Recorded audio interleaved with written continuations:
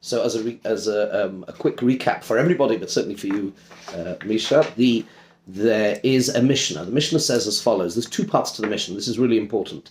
The first part of the Mishnah is that discusses a woman who is in hard labor, in childbirth, and the fetus is threatening her very existence. The Mishnah says very clearly that the midwife or the doctor, whoever it is, puts her hand in and cuts up the child limb by limb. That's the first part of the Mishnah. Second part of the Mishnah is, however, Mishayotza Roisho, once it has been born, Ein Noigin boy, we cannot touch him. Why? She'ein doichin nefesh mipnei nefesh. One soul cannot take a precedence over another. The simple way to learn the Gemara would appear to be, to learn the Mishnah would appear to be, everybody? As long as it's not out, it's not in. It's not a nefesh, and that's how Rashi learns, and that would seem to be the simple way of understanding the Gemara. Now we're going to go to the Rambam. Let's go to the Rambam, and the Rambam here is the one that we want is tucked away on the bottom left-hand column of page 3. Mm-hmm. Okay? I need to give you a little bit of background, and all you need to know is as follows. The Rambam introduces the way that he paskins on this Mishnah. He puts it within the context of a lav in the Torah, which tells us that when there is an obligation, and I want to give you a heads up, as we go through the learning today, be mindful of, from a legal perspective, be mindful of obligation versus permission. Right. Yeah. Yes? This is going to be really important. The Mishnah says, the Pasuk says, that if there is a roidif, if somebody has the din of a pursuer, loy sochos einecha, have no pity. It doesn't matter if somebody is a pursuer, they forfeit their life. Loy sochos einecha, there's a lav, don't have pity, and indeed you have an obligation to save the life of the person who is being pursued. See, normally speaking, let's put this in context. Normally speaking, what would be if it's a situation of one life versus another life? And this itself is a massive subtopic, which perhaps later we're going to get to. So normally we say... We cannot choose. We cannot choose. What's the famous formulation of the Gemara? My chozis, Psachim Daf Chafei, and other places. My chozis d'dama didach sumuk tvei, dilma d'chaver sumuk tvei. Which means, who says your blood is redder than his? Mm-hmm. Maybe his blood is redder than yours. I have to just quickly throw in Rashi over there, an incredibly beautiful Rashi in Psachim. And Rashi says, what do you mean, I don't know whose blood is redder than who? Let me ask you a question. Again, it's a slight sidebar, but just indulge me for 3 minutes. What would be if one person, in other words, not in a situation of a roidif, right? Mm-hmm. There is a situation where it's one or the other. Kill or be killed, right? But one of these people is, for want of a better, I don't know, one of them is Reb Chaim Kanievsky, pick your Godel, whatever, right? Mm-hmm. Whatever. And the other one is a quote-unquote a Pashut Yid. Does the halacha still apply? Yes. Absolutely. But why? Why is that? Says Rashi, because life, and it's a really deep hashkafic underpinnings here. Chayim b'ritzaynai. Life is a gift granted by Hashem every single moment. It's a direct outcome of His rotzain, that He wants us to be. That's what life is. We are not the arbiters of life, unfortunately, or fortunately perhaps. We're not the arbiters of life. So therefore, how do I measure, what is the metric where you work out how much a life is worth? Infinity, I would say. Yeah, so I'll tell you what Rashi says. I was leading you along. Because HaKadosh Baruch Hu is the arbiter of life and He grants life, therefore life is, and I quote Rashi, Mi yoyma shenafshecho chavivo lifnei hamokoim. HaKadosh Baruch Hu wants that you should live and I should live at the moment, and you, and you, and you, and pretty much 8 billion other people. Okay? life is valued in terms of whose nefesh is choviv lifnei hamokim, who gives Hashem more nechas. And we can't say that, we don't know. Because it depends on your opportunities, on your what you're given, your circumstances, etc. That's the way Rashi throws in almost a Musar, a Hashkafa idea there in the Gemara. Mi yoimar shenafshecha chaviva lifnei hamokim. In other words, the quotient, the ingredient by which we measure the relative value and thus the quality of lives is how much it's chaviva lifnei hamokim, how much it is beloved to Hashem. And he hasn't told us. Therefore, we just simply don't know. That's by the way. So, in a situation where there is not a roidef, right? It's not a question of a roidef, not a pursuer, but kill or be killed. The classic case is kill or be killed, right? A gun is put in your hand, and obviously you can't turn it on for whatever technical reason. You have a situation where you're told either you kill somebody else or you're going to be killed. You have to allow yourself to be killed. It makes no difference who you are. However, in a situation of a roidef, loy sochai seinecha, no pity. Okay, it's an exception. Now let's get to the Rambam. I've set the scene. Halacha tes, down at the bottom. Harei zu mitzvahs loisa asei shaloi lochus al nefesh haroidef. Behold, there is a negative commandment not to have pity on the nefesh of the roidef. Loisa chaysenecha. Normally we say, whoa, I don't know, one nefesh, another nefesh. I'm a passerby. I mean, let's just give you a situation, okay? I'm a passerby, and Kobe's running after Gabby with an Uzi, okay? Every day. Right? And it's very clear what's going on. Gabby, let's assume Gabby is unable or what. I view the situation, so I say, I remember my Gemara, right? I don't know whose life is more chavim v'fnei hamokim. No. I don't know. Yeah, I don't know. Incidentally, for those of you who study society and law, remember the whole Princess Diana thing.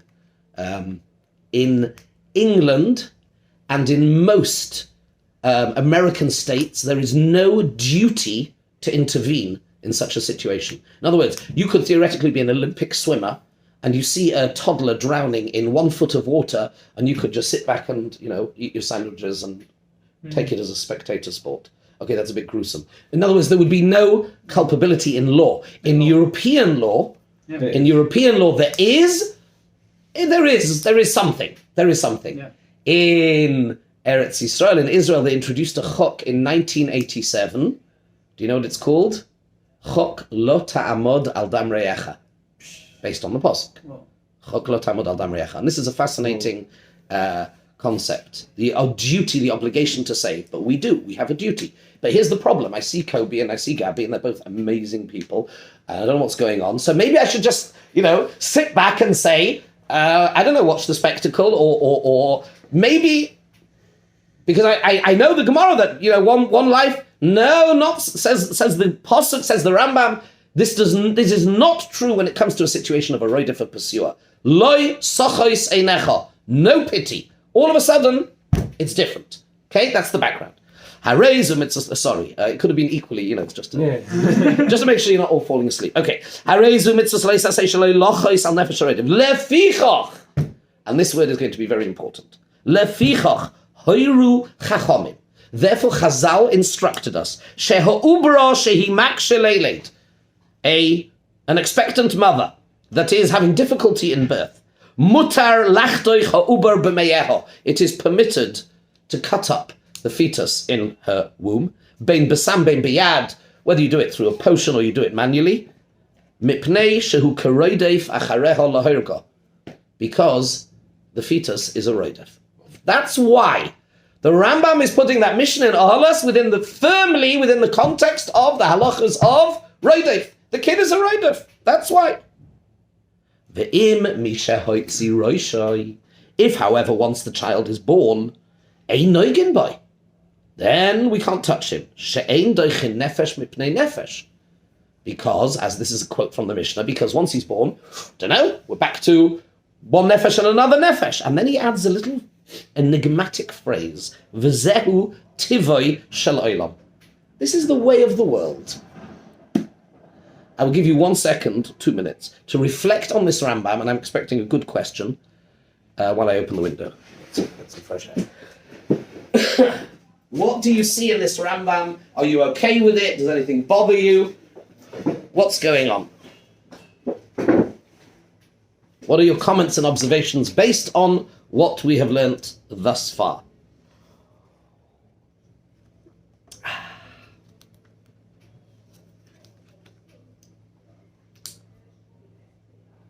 Don't all shout at once.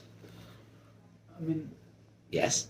like, I was a little bit irritated, I don't know if rightfully, by Mhm. Lachus al Nefesh Avoda. I mean, we said, like, Explain. because And that is, by the way, that is the lashon of the pasuk. Lo sachos einecha. The pasuk says, in a situation of a pursuer, pity is inappropriate. Can I ask a basic question? What Sure. a rodif is? Because- Sorry, a pursuer, somebody who is pursuing. Wie sagt man das auf Deutsch, Leute? Verfolger, ein Yeah. Jäger. And so Rambam says the unborn child is like a pursuer. Yes, Who's the child pursuing? his mother. His mother. Okay. His So mother. it's Maybe the- there's no intent. Okay. In fact, not maybe. Definitely, there's no intent. And this really brings up another sugya which we're going to have to go back to, which those of you that were here remember when we use that as a question on Rav Huna, right? Come on, guys. Rav Huna said a cotton can be a roidef, right? Rav Huna says, okay, let's go back because I think I need to refresh your memory because it has been over a week. Let me refresh your memory, guys. Let's go back to page 1 before we go further in the Rambam because I can't go further without this a quick review of the second Gemara on page 1, which is a Gemara in Sanhedrin, Daf Ayin Beis. Omar Rav Huna says the Gemara. Yes? Omar Rav Huna, cotton, page 1, second Gemara. Omar Rav Huna, cotton a roidef nitin latzila b'nafshay. Rav Huna paskins that a child who is a roidef is a roidef. He's a pursuer, and therefore forfeits his life. Asks Rav Chizda, Esvei Rav Chizda asks on Rav Huna from this Mishnah. Interestingly, he asks not, there are two statements in our Mishnah. Number one, that before it's born, It's a rodif? well, number one, has no- that's exactly, we're going to come to that. There's two statements, not the analysis, the statements. Before it's born, It's not enough. It's not enough. it doesn't actually say that, that's Rashi. Yeah. Okay. Before it's born, cut it up. That's the statement of the Mishnah. Okay. First statement in the Mishnah, the Reisha, before it's born, cut it up. Second statement, once it's born, you can't do it because ein derech nefesh mipnei nefesh. Rav Chizda asks a question on Rav Huna who says that a cotton can be a roidef. What does he ask him a question from? From the first part of the Mishnah or the second part? Look inside. Esvei. So we see a roidef ein tzarich hasra. It doesn't need to be. It doesn't need warning. Esvei Rav Chizda. What? From second. Second one. Yotza Roishe ein negem elifich ein derech nefesh mipnei nefesh. It says once he's born, you can't touch him. Asked the Rav Chizda on Rav Huna, but I thought you said a cotton can be a roidev. Answers the Gemara, Mishamaya Koradfa. The pursuing is from heaven, whatever that means. But the question is from the Sefer, from the second statement, not from the first statement. What would you hear? In other words, the Gemara would, if we're asking a question on Rav Huna, who says that a cotton is a roidef, Yeah. so if in the Reisha we see, if in the Reisha he's considered to be a roidef, then that's fine. The Rambam, what's the Rambam saying over here? Rashi says the analysis is lav nefeshu. The reason why in the Reisha we are allowed to cut him up is because he's not a nefesh. Yeah. The Rambam learns in the Reisha that he is a roidef. Right? The Rambam is learning he is a roidef. Are you okay with that? What do you think? I think I somehow missed the connection between roidef and not having a nefesh. Well, a roidef is somebody who is alive, Yes. right? Before he's born, it seems to be of no consequence to the statement of Rav Huna that a cotton can be a roidev. Why? Because before he's born, why do we miss out the first, either bringing a proof or a question? Why do we miss out the first part of the Mishnah? Because it's not relevant. Why is it not relevant? Rashi tells us why it's not relevant. Because he's not a nefesh. Whenever we talk about a roidev, we talk about somebody or something that qualifies as a nefesh. One nefesh running after another nefesh, right? Mm-hmm. This is irrelevant. So it seems to be that he's not. It seems to be that he's not a nefesh. But the Rambam says that he's a roidev, and that's the reason. So which, well, is it a contradiction? It's definitely, what we definitely know is there's a machlekes Rambam and Rashi. Mm-hmm. That's for sure. This is as we say, there's a Veltz machlekes, a massive machlekes between Rambam and Rashi. Is the child a nefesh or not? Mm-hmm. Rashi says he's not a nefesh. The Rambam says not only is a nefesh, but he's a roidev. So, now, if he's a roidev, then what happened in the second? So why he's a roidev in the first case, and we cut him up. A minute later, he's born. What? He stops being a roidev just because he's born? The Rambam needs explanation. What on earth is going on? It's a very problematic Rambam. Let's look at Rabbi Kiva Eiger. Rabbi Kiva Eiger asks a question, and let's see how he answers it. Page 4? Page 1, the bottom left. Uh-huh. The Gemara answers, when the Gemara answers, why is it that once he is born, we don't touch him? Says the Gemara, because Mishamaya Karadfala, it is a heavenly roidev. But I don't understand, if he's a heavenly roidev, then why a minute ago did we cut him up? What is going on? Make up your mind. Is he a roidev? Is he not a roidev? If he's a roidev, then surely we should cut him up both in the beginning and the end. That's what we do to a roidev. And if you're telling me he's not a roidev, see, Rashi's fine. Rashi's okay. Rashi doesn't have a problem. Rashi's logical and consistent. Before he's born, he's not a nefesh. Right. So he's not a nefesh and he can't be a roidev. Right. So cut him up. Once he's born, we have a problem now. 1 minute, says the Gemara, why do I have a problem? Why is the kid who is born and is now a nefesh, why is he not a classic roidev? Says the Gemara, this is a very unusual case. It's because it's a situation that is engineered by heaven. And therefore he's not a roidev. It's a technical exception. Fine.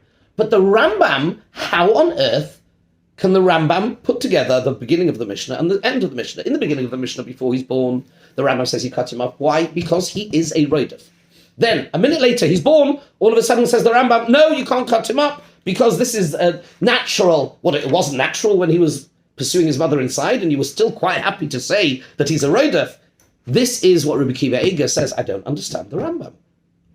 What is going on? It's not logically consistent. Let's see the way Rabbi Kiva Eiger puts it. Says Rabbi Kiva Eiger, Harambam, bottom right on page 1, yes? Harambam, Perek Aleph B'Hilchos Ritzeach, Kosav Avzu Mitzvos Leis Asay Shaloi Lochos Al Nefesh Ritzeach. Therefore the Chachomim allowed you, they allowed you to cut up a fetus, next which is underlined, because he is a roidev. V'hu Tomua. This is wondrous. This is something I can't understand. Surely, says Rabbi Kiva Eiger, the reason that we're allowed to cut him up is not because he's a roidev.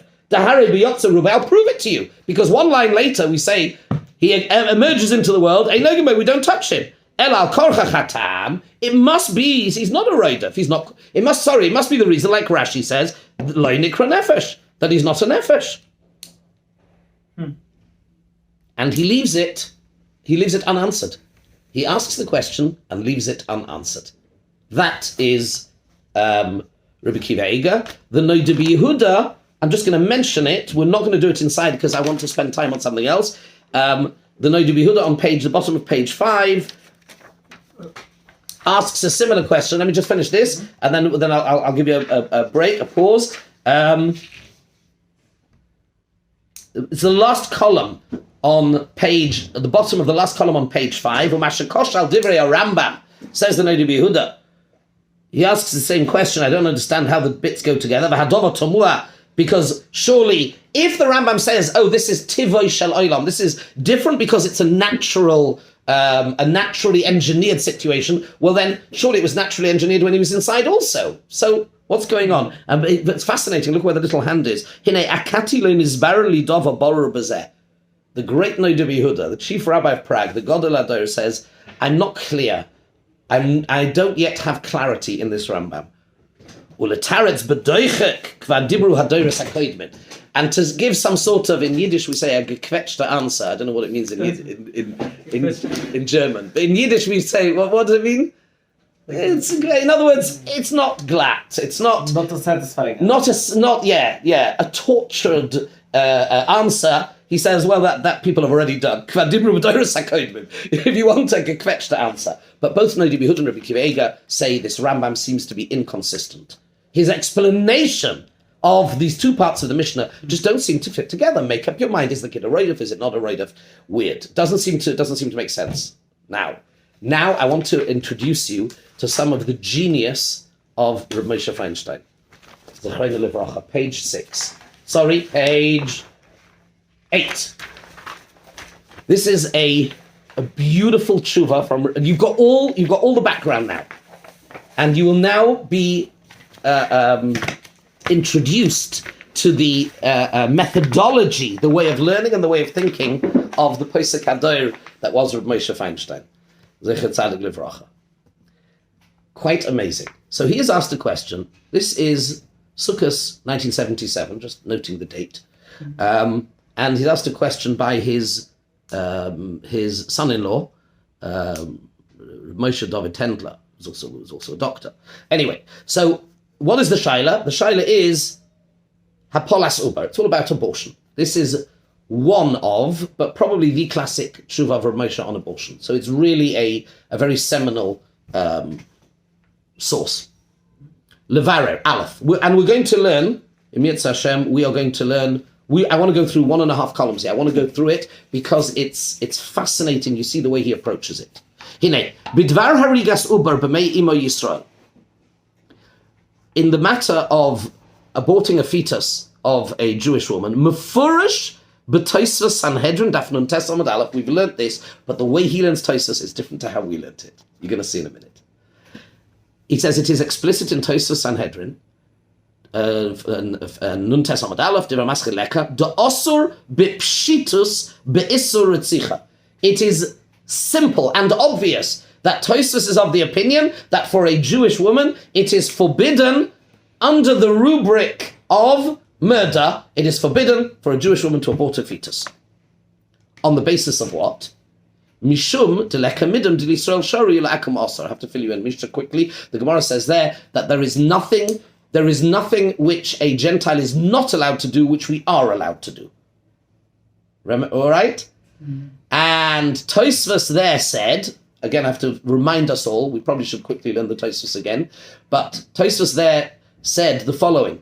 He asked a question from abortion, and he said that even though for a Gentile it is a capital offense, it's because the Pasuk says in Parshas Noach, Nefesh ha'adam be'adam dama yishafech, it is a capital offense. In other words, for a Gentile, if they abort a fetus, it is a capital offense, they're chayav misa.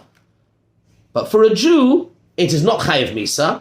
But Tosfos' language is, let's remind ourselves, top of page 2, even though Yisrael patur, mikol mokim lo shari. Tosfos says, however, it isn't permitted. Mm-hmm.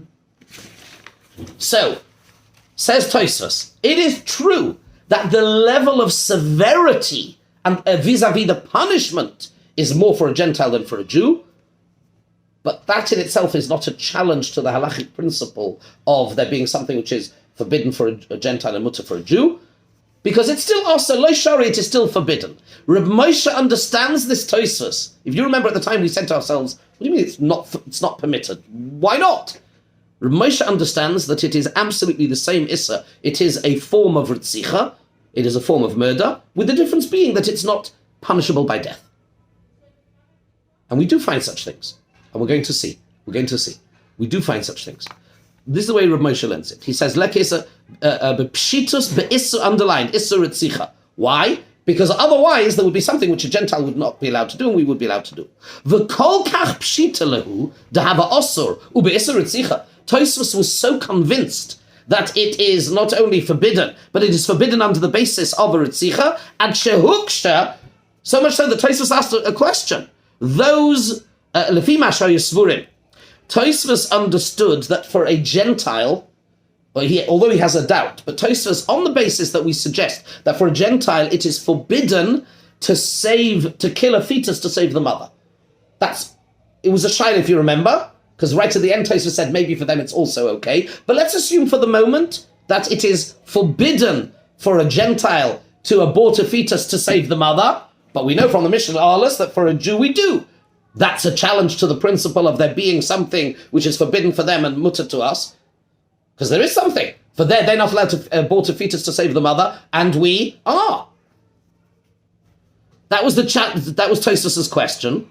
He said, Tosfos in the question and the first answer understood that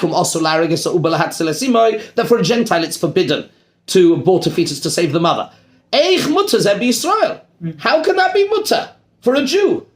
Says Moshe, his sensitive ear picks up. The fact that we're asking a question is that obviously because they both come under the same rubric, they're both murder, but one is mutter and one is asa. Hence, Tosfos asked the question.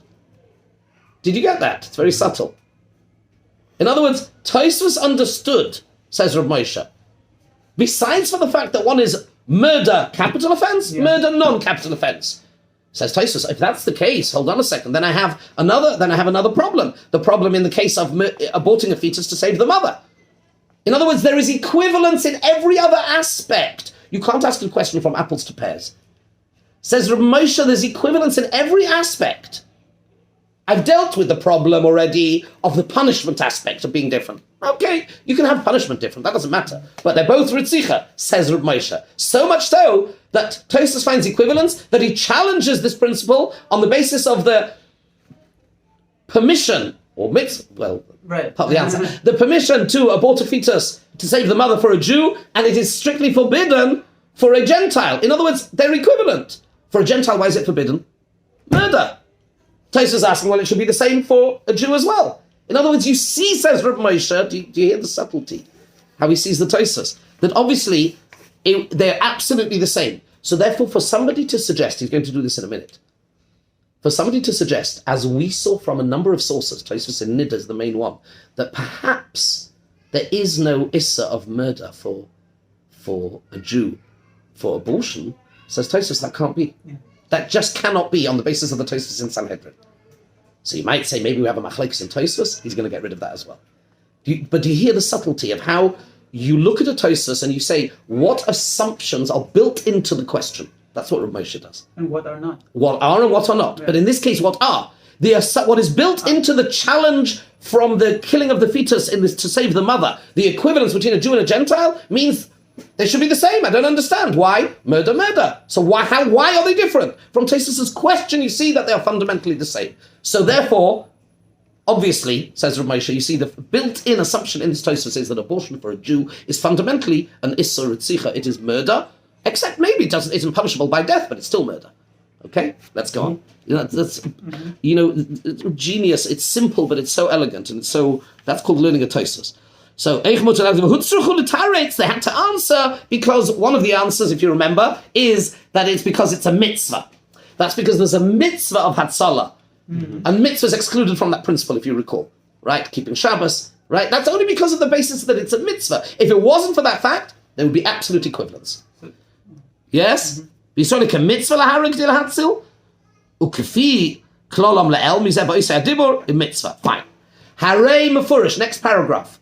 Harei mefurish, but Tosfos, he says mefurish. Rav Moshe, as far as he's concerned, it's explicit. Mm-hmm.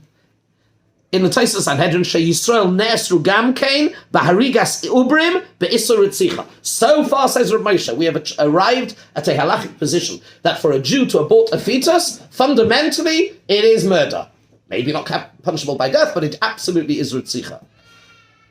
Now he says, here's the big challenge. We saw a Tosfos in Nida where there were twice Tosfos in Niddah Daf Mem Daled, where he uses the language. Anybody remember? Mutter. Mm-hmm. Remember we saw the Yavets on the side said, this is Eina Meduktik. It doesn't seem to be precise. Don't tell me you've forgotten. It's on page 2. the last source. You've got a little hand for the Yavets down there. Remember Tosfos says twice there, Mutter. Which Rav Moshe is going to deal with now in a very interesting way. Bottom source, bottom of page 2. Gabby, the Tosfos on the right hand side. Right. Twice Tosfos said Mutter lahorgai. No. Right. Yes, you see it. Yeah. Says Rav Moshe. Hold on a second. There seems to be a Tosfos in Niddah that says clearly that it is okay to abort for a Jew. So what do we say? Machlekes. We do have machlekes in Tosfos, by the way. Remember the Tosafos. There was a plurality. There were different schools of Tosafists, and very often we have machlekes. You can have a Tosfos here as a machlek, and Rav Moshe is having none of it. Look at this. It's awesome how he deals with it. What's the problem, Gabby? But the source. We're also talking Nami be Israel mitzvah le'atzil. It's like where are you? Tosfos, we're doing he's asking a challenge from the bottom of page 2, the last source, which is Tosfos, where he says in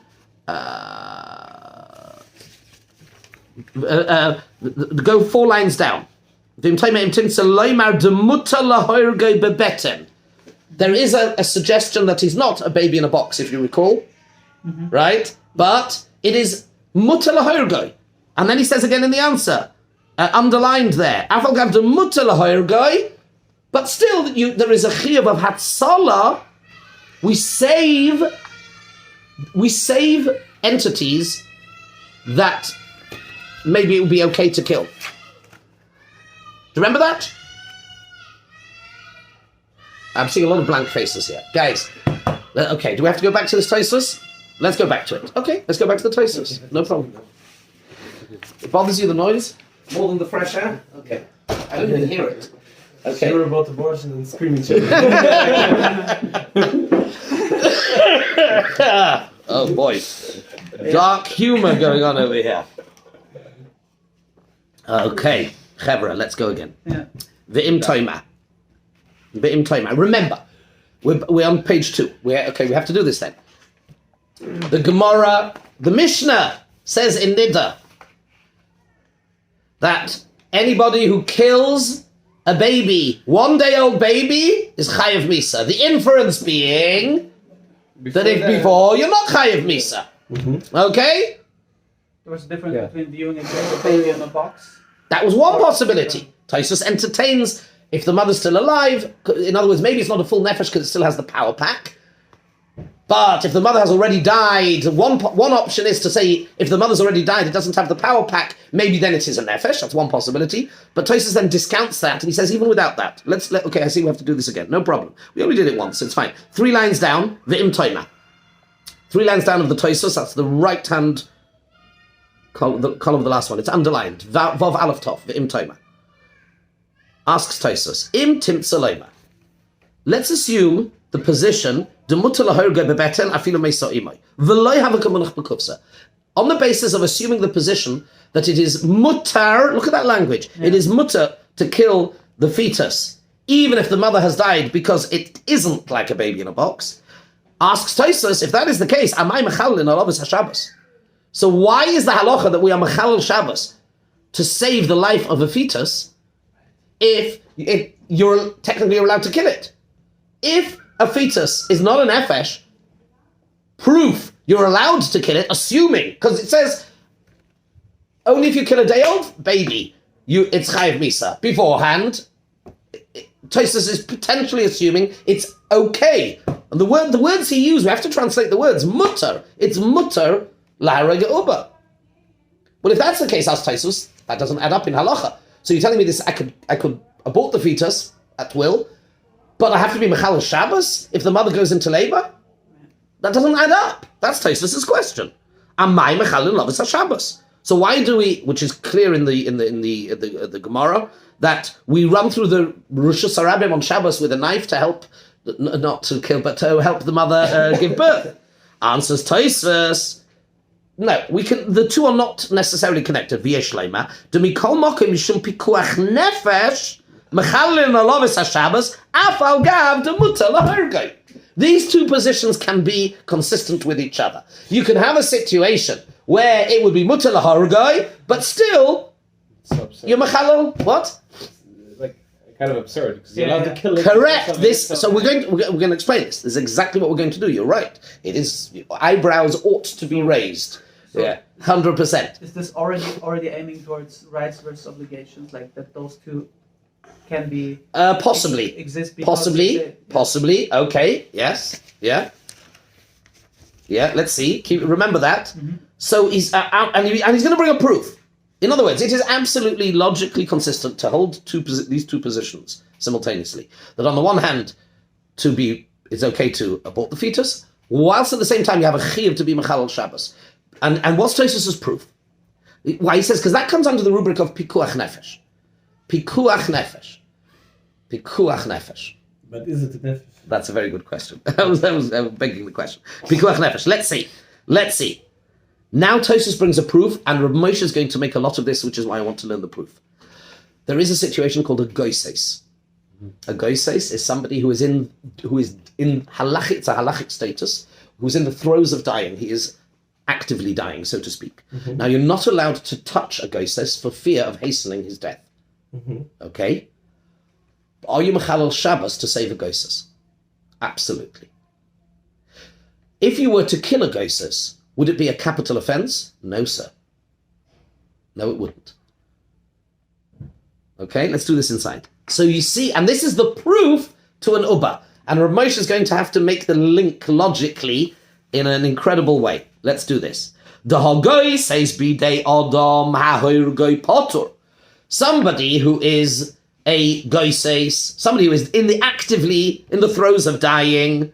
If somebody kills a goises potur, as the Gemara says, why? Because 90% of goisesim die. Therefore, he's going to be dead in an hour, 2 hours, 3 hours. Now, of course, there is still an issur ritzicha, but it can't be a capital offense, right? For the same reason, if you kill a treifa, it's also not a capital offense. It's osur, and it's under the rubric of ritzicha, but it's not a capital offense. Okay? Rov goisesim, he said, nevertheless, mechalelin olavis haShabbos. Somebody we know we're going to save him, and he's going to live for another 5 minutes. You still mechal Shabbos. Because when it comes to pikuach nefesh, ein mahalchim bepikuach nefesh acha haroiv. We do not use roiv, which we normally do. We don't use it for pikuach nefesh. For pikuach nefesh, we save a life, even if there's only a slim chance that we're going to save it, and even if there's only a chance that we're going to extend the life somewhat with what's called chaye sha'ah. Okay? Says Tosfos, so from here I have a proof that you can have these two, you can hold these two seemingly contradictory positions simultaneously. On the one hand, this person is not a regular nefesh, the goises, is not a regular nefesh, to the point that if somebody kills him, it's also, but if he kills him, it's not a capital offense. But we're still mechal Shabbos. Same thing.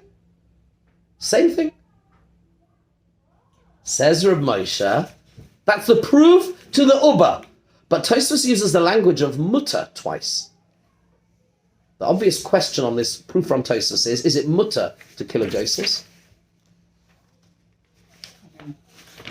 Is it okay to put a knife through the heart of somebody who's dying? We just said it's not a capital. No, it's not okay. Guys, come on, wake up. It's not okay. It's not a capital offense. Right. So then what's the raya to ask to Moshe, what is the proof to a baby? If Tosfos said a fetus, if Tosfos said twice, mutter, means it's okay. Then you can't bring a proof from a goises. The illogicality of these two positions is more extreme. Says Reb Moshe, so obviously Tosfos held that they are the same. That a fetus is at the same status or the same level insofar as the qualitative value of being a nefesh. You're mechalel Shabbos. If you kill the fetus, maybe you're not chayiv misa, like Tosfos says in Sanhedrin. it's still asa. You see? Now, but the problem is Tosfos used the words mutter twice. Let's quickly, in the few minutes we have left, run through this column of Rav Moshe. Okay? Ve'ein litois, with second line of the second paragraph. Ve'ein litois miloshan ha-Tosfos nida daf mem aleph. Divra maskal ihu. Don't make a mistake on the basis of the Tosfos in nida. We're back on page 8. Shekosu shnei pa'omim loshan mutter lahorgoi. B'kushyasam, he delineates them. Twice Tosfos uses the loshan mutter. In the question, im tiv salim de mutter lahorgoi, bebetenim afilu mesa, lev gemuch b'kutzah ma'im chalul d'shabba, shavi sakad uber terutzam, next underlining, and also in the answer, kosu de mikol kem shlum pikuach nafim chalul afagav de mutter lahorgoi. Now listen to this. It's a good job you're sitting down, otherwise please do not fall off your chair. Hold on tight. De poshut ubarur shehutos sofer.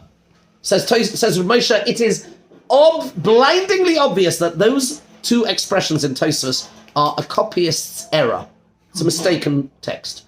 Poshut ubarur shehutos sofer.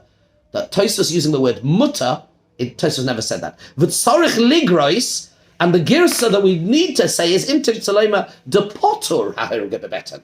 Not mutter, because that would say there is absolute halachic license with no repercussion. No. Potur. As in, consistent with the Tosfos in Sanhedrin, that if you do, it's not a capital offense. It's potter as in from chayiv misa. But of course you can't. Shehu deloy kidakosu dechayiv al harigas uber k'shekvar mesa imay. V'achakach, and later in the teretz, you also have to do it. V'hu tol sofer hanikar. He says it is a obvious tol sofer. I mean, it's unbelievable. And says Tosfos, says Rav Moshe, I'll prove it to you. After the underlining at the beginning of the line, Torah Sefer Niki says, "Dohamaski lahavi raya migoses." I spoilt it for you. I did it already for you. He says because they bring a proof from Goses. A Goses hahir go potter b'chalanavos hashabbos kidama peribes to yuma de'ain because you don't have to be going to the ve'eich shaykh lahavi raya migoses. How can he bring a raya? They wouldn't even start to bring the proof. If the word was mutter. That's right. Ve'eich, how can you bring a raya from a Goses, which is osur be'isur etzicha, to an uber im neima if you're going to tell me that it's mutter? I have no choice but to say it is a mistake. It's a mistake. And therefore there's a raya from a Goses. And also furthermore, Rav Moshe then adds something, a beautiful little thing I'll do with you quickly outside. A misvara, he says also without this even, he said, if it will be okay to kill him, how can it be mutter to be mechal Shabbos? Is chilul Shabbos have anything to do with your rotzain? It's nothing to do with your rotzain. What would be, do you have a choice whether to save or whether not to save? If you wanted that you won't save him and you could kill him biyadayim, but then it would be rashoy lechal Shabbos. Logically, it doesn't add up. The two options. If you take the position that it is mutter, but you can be mechal Shabbos, he said that besides for the fact that there's no proof from Goses, logically these two options don't add up. You're telling me that I have two choices. What are the choices available to me? The choices halachically available to me are either, if I want, I can kill him, or if I want, I can be mechal Shabbos. That's not the way it works. I want to save. It's not about if you want. Right. On Shabbos, when you're mechal Shabbos to save somebody's life, it's not an option on a menu. It's an absolute obligation. So there's no equivalence even.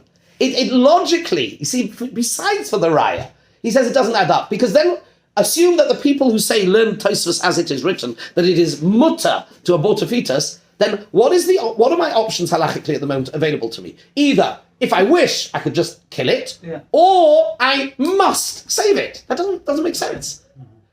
Either it doesn't make sense. Therefore, you must say that there is an Isser Tzich here.